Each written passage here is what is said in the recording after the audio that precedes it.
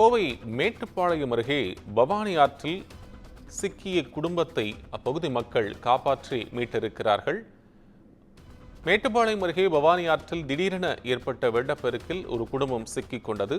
சிறுமுகை ஒச்சினாம்பாளையம் அருகில் ஆற்றில் துணி துவைத்த போது வெள்ளத்தில் ராம் மற்றும் அவரது குடும்பத்தினர் சிக்கிக் கொண்டனர். வெள்ளப்பெருக்கில் சிக்கியவர்களை ஊர் பொதுமக்கள் கயிறு கட்டி பத்திரமாக மீட்டுள்ளனர். விவரங்களை வழங்குவதற்காக செய்தியாளர் மார்ட்டின் ராஜா இணைப்பில். மார்ட்டின் ராஜா, உங்களது விவரம்.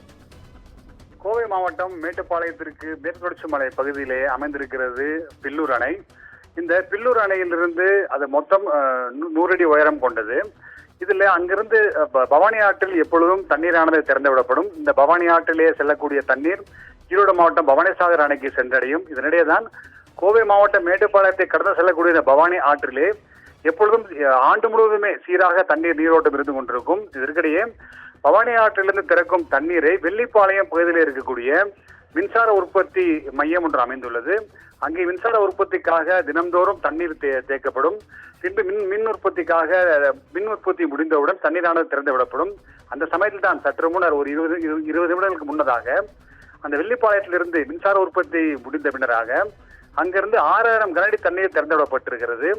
இந்நிலையிலே தான் இந்த காரமடை வஞ்சனாபாளையம் பகுதியைச் சேர்ந்த ஒரு குடும்பத்தார் அங்கே சிறுமுகை அருகே இருக்கிற ஆற்றிலே இந்த பவானி ஆற்றிலே இறங்கி அவர்கள் துணி வைக்கும் பணியை செய்து கொண்டிருக்கிறார்கள். அந்த சமயத்தில் தான் எதிர்பாராத விதமாக நீர் சூழ்ந்தது. நடுவில் இருக்கக்கூடிய மண் திட்டில் அவர்கள் பத்திரமாக கரை சேர்ந்தார்கள். இந்த தகவல் தெரிந்தவுடன் அந்த அருகாமையில் இருக்கக்கூடிய பகுதி மக்கள் கயிறு கட்டி அந்த பொதுமக்களே அவர்களை மீட்கும் பணியில் ஈடுபட்டார்கள். இதற்கிடையே காவல்துறை மற்றும் தீயணைப்புத்துறைக்கும் தகவல் தெரிவிக்கப்பட்டது. அவர்கள் வருவதற்குள்ளாகவே பொதுமக்களாக சேர்ந்து நீரோட்டத்தின் இருந்து அவர்களை பத்திரமாக கரை சேர்த்தார்கள். கோபால். மார்ட்டின் ராஜா, உங்கள் விவரங்களுக்கு நன்றி.